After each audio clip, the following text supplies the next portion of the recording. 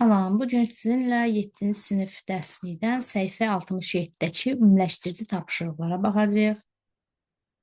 Birinci sual, hansı halda kimyəvi birləşmə verilmişdir? Azot qazının formulu N2, hidrogen qazı H2, karbon qazı CO2, dəmir F, kükürt S yazılır.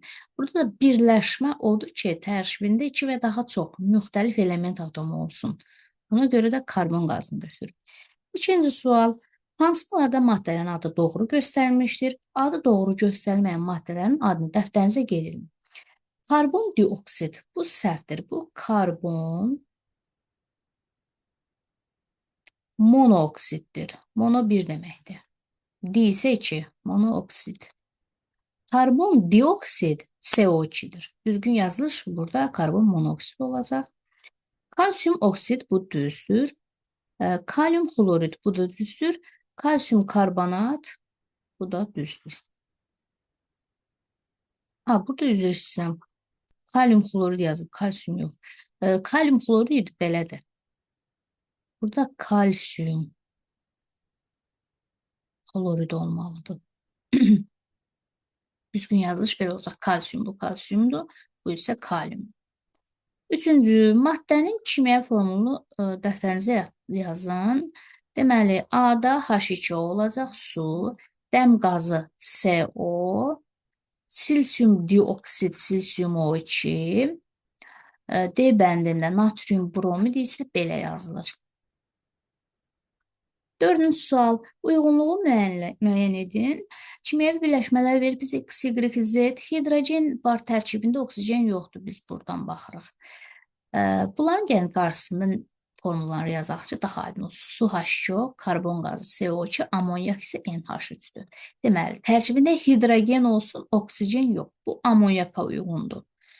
Birinci C bəndidir. Tərkibində həm hidrogen var, həm oksigen var. Bu suya uyğundur. Tərkibində hidrogen yoxdur, amma oksigen var. Bu isə karbon qazıdır. Beşinci sual.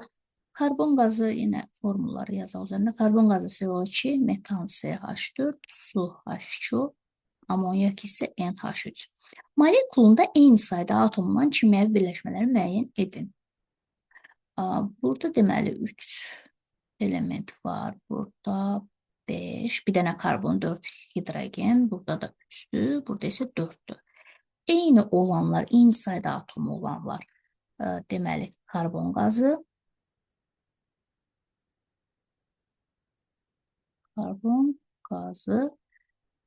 və su. B məndən baxaq, təbii qazın əsas tərkib hissəsi olan kimyəvi birləşmənin müəyyən. Bu metandır, CH4. Hansı kimyəvi birləşmələrin molekulunda olan atomlarının sayı metan molekulunda olan hidrogen atomlarının sayına bərabərdir? Cavabınızı birləşmələrin formullarını yazmaqla əsaslandırın. Deməli, metanın formulu CH4'dür. Metandakı hidrogenin sayı nə qədərdir? 4 dənə. 4 hidrogeni var və deyir ki, molekulda olan, yəni ümumi atomların sayı 4 dənə olsun, hidrogen sayı qədər olsun. Bu isə NH3-ə uyğundur. CH4'də baxın, 4 hidrogen var. NH3'də isə 4 element sayı. Cədvəli dəftərinizə köçürün və boşluqları tamamlayın. CH3COH sirkə turşusu,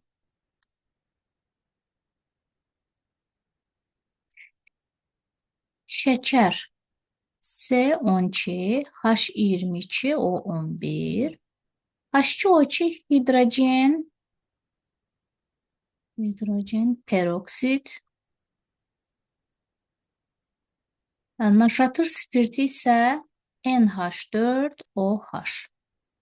7-ci suala baxaq. Qaz, maye və bərk halda olan faydalı qazıntıların hər birinə nümunə göstərin.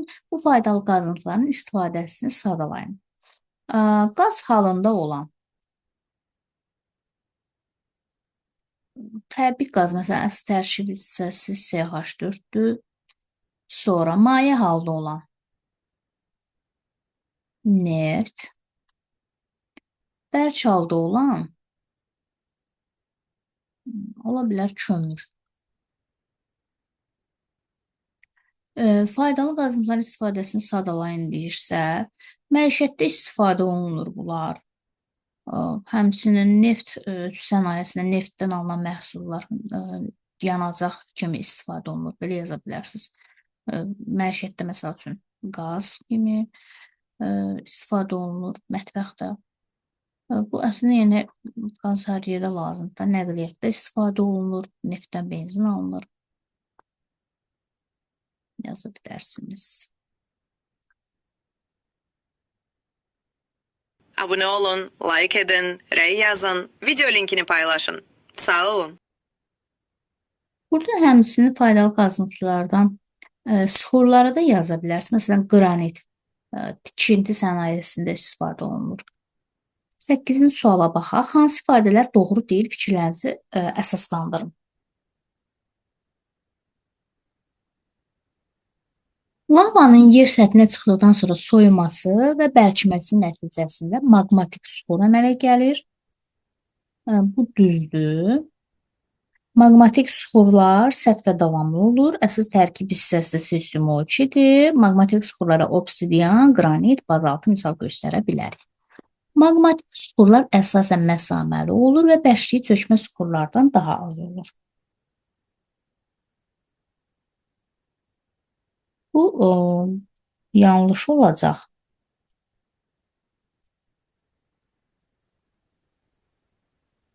Çökmə suxurları deməli, yer səthindəki maqmatik suxurların küləklə, yağışla parçalanması, sonra onların düzənlik ərazilərə daşınması, tədricən də heyvan və bitki qayğılarına qarşı çökməsi nəticəsində yaranır.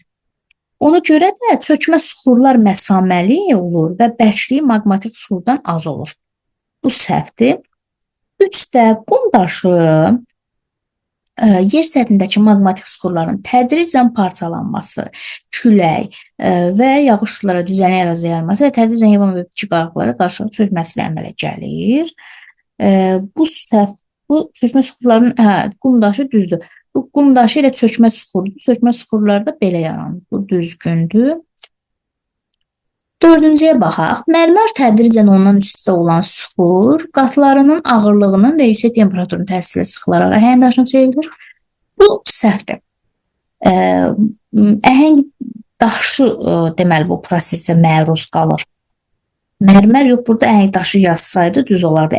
Deməli, metamorfik suxurdur. Onlar da tədricən maqmatik və çökmə suxurların sıxılmasına əmələ gəlir.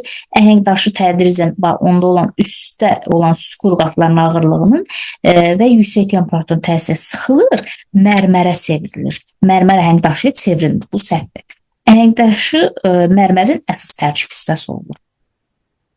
Bu da səhvdir belə. Sağ olun. Gələn izahda görüşərik.